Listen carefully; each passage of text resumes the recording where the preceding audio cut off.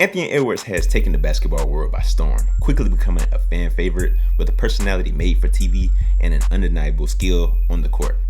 He's drawn comparisons to some of the greatest players in history, including his airness, Michael Jordan, but I don't want to get ahead of myself. We'll get back to that.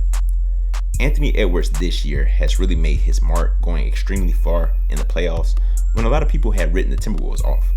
His running mates in Karl Anthony Towns and Rudy Gobert have some of the worst PR in basketball history, so it was easy to kind of just blow them off. They went far before Luka Doncic and Kyrie Irving gave them problems. Fast forward, and Anthony Edwards is one of the premier and featured acts of a historic USA basketball roster, and he's talked about how he is the go-to player on the team that featured the likes of LeBron James, Kevin Durant, and Stephen Curry. I'm still the number one option. Yeah. I mean, y'all might look at it differently. I don't look at it no different.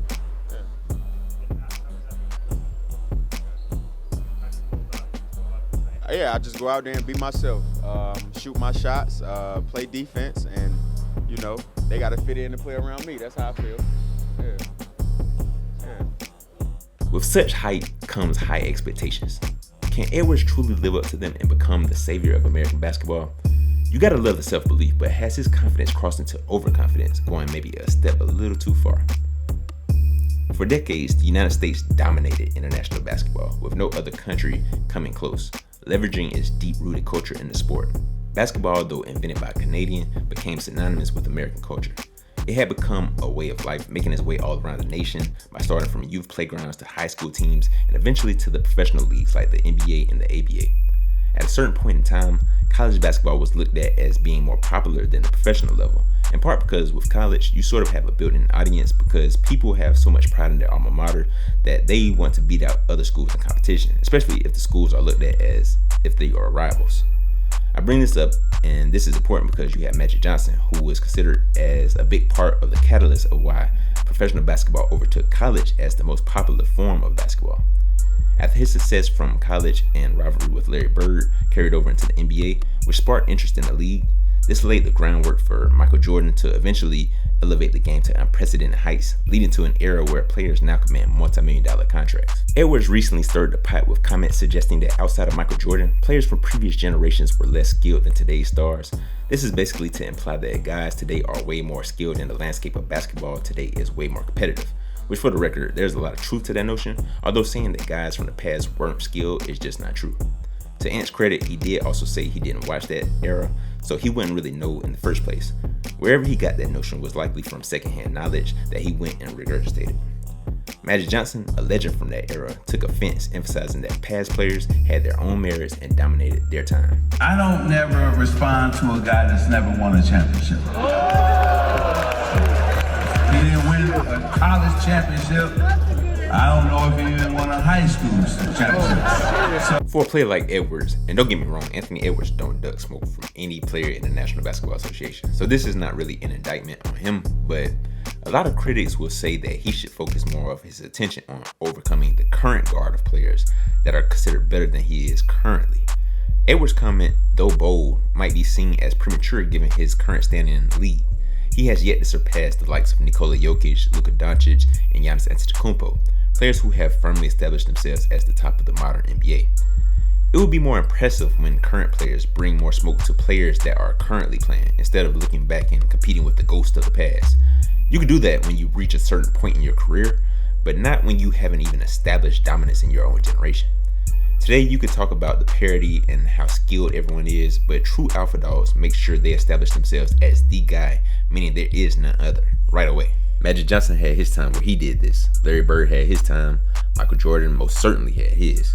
For Anthony Edwards, you are considered the top of the food chain as far as American ballers of the future and right now. A lot of people have you at like number 6 amongst the players that are young or at least in their primes currently. Of course, excluding players like LeBron, Stephen Curry, and Kevin Durant.